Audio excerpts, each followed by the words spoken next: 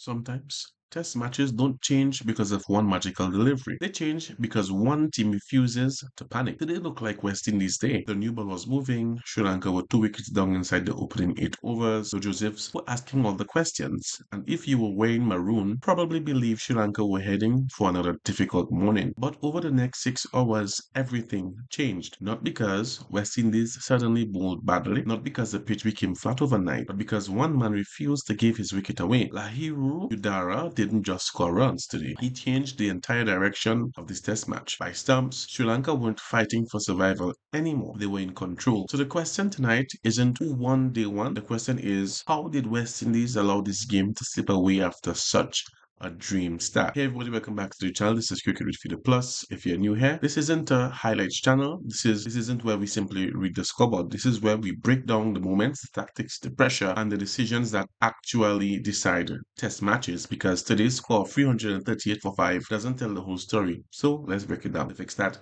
If you had asked West Indies before the first ball, what does the perfect opening session look like? They'd probably have described exactly what happened. Sri Lanka elected to bat first. The surface had enough freshness to offer movement. Jaden Seals immediately found rhythm. Shama Joseph was full of energy. Alzari Joseph looked threatening, and within the opening 8 overs, Sri Lanka were already 2 wickets down.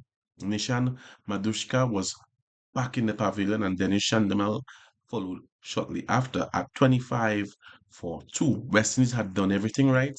The slips were involved, the bowlers were disciplined, the pressure was relentless. This was exactly the kind of opening every fast bowling unit dreams about. But here's something that often separates good test teams from great test teams. Taking early wickets is only half the job. The harder part is refusing to let the opposition recover, and that's exactly where today's story begins. The partnership that changed everything. So if I had to point out one moment where this match changed, it wasn't a wicket, it wasn't a boundary, it wasn't even a review, it was a partnership. Lahiru Udara and Kamindu Mendis completely changed the tempo of this game. Notice how they approached the innings. There was no panic, no unnecessary aggression, no attempt to dominate the bowling. Instead, they trusted the oldest formula in Test cricket: leave well, defend straight, punish the bad ball, rotate the strike, again and again and again. West Indies had started brilliantly, but every over that passed without another wicket slowly shifted the pressure. And by lunch, Sri Lanka had already climbed to 99 for 2. That number mattered not because it was spectacular, but because they had survived. Danger period was over, and once they survived, they started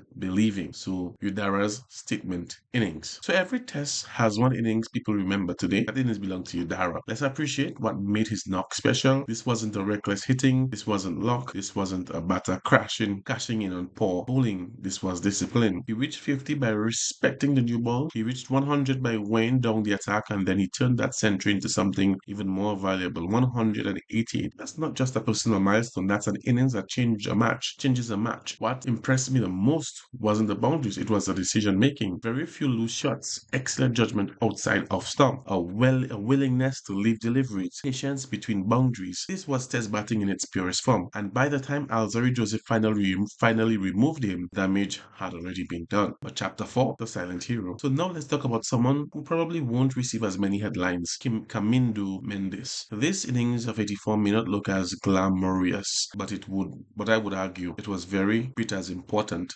When Sri Lanka were under pressure, he gave Lahiru something priceless, which was time. Partnerships win test matches, and together they added over 200 runs for the third wicket. That partnership completely changed the psychology of the game. Instead of West Indies attacking fragile middle order, they spent almost 2 sessions chasing leather. By the time Kamindu finally fell, Sri Lanka had already crossed over 240 runs. Mission accomplished. Okay, so did West Indies bowl poorly? Here's where I think the conversation becomes interesting. I don't think West Indies bowled badly. In fact, there were plenty of encouraging signs. Shama Joseph picked up 2 wickets. Jaden Seals created opportunities. Alzari Joseph continued asking questions.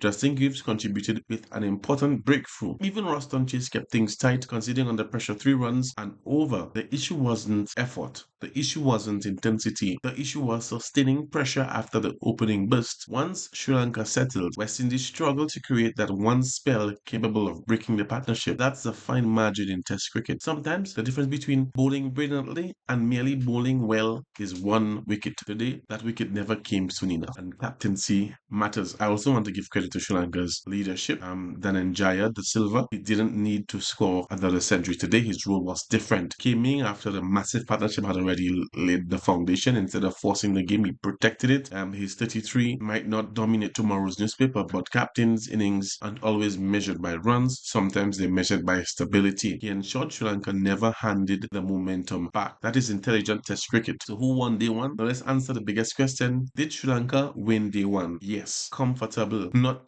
because of 338 for 5 is an unbeaten score. No, they won because of how they responded after being 25 for 2. West Indies won the opening session. Sri Lanka won everything that followed. That's the difference. Momentum in Test cricket isn't measured by 5 overs. It's measured over entire sessions. And Sri Lanka owned the afternoon, owned the evening. That is why they'll sleep much happier tonight. That is my verdict. My verdict is that today's scores say Sri Lanka 348 for 5. My verdict says something slightly different. Sri Lanka didn't dominate because they played attacking cricket. They dominated because they played patient cricket. Udara produced one of the finest Test innings you've ever seen from a Sri Lankan opener in recent years. Kamindu Mendis delivered the perfect supporting role. West Indies showed flashes of brilliance with the new ball but could not maintain scoreboard pressure once the partnership settled. And that's the biggest lesson from day one. Test cricket doesn't reward the team that starts best, it rewards the team that adapts best.